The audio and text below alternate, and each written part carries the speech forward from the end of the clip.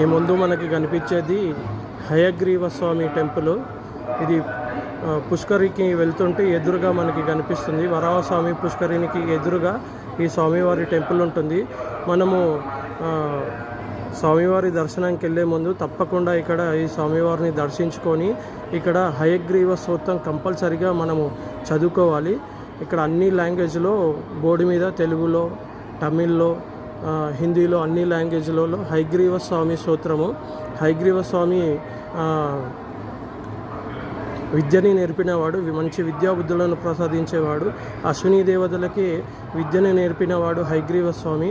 అందుకే హయగ్రీవ స్వామి స్తోత్రం చదివిన వాళ్ళకి మంచి విద్యాబుద్ధులను ప్రసాదిస్తాడు స్వామి.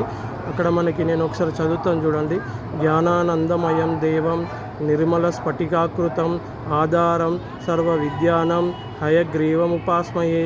మళ్ళీ ఒకసారి చదువుతా వినండి. జ్ఞానానందమయం దేవం నిర్మల స్ఫటికాకృతం ఆధారం సర్వ విద్యానం హయగ్రీవముపాస్మయే.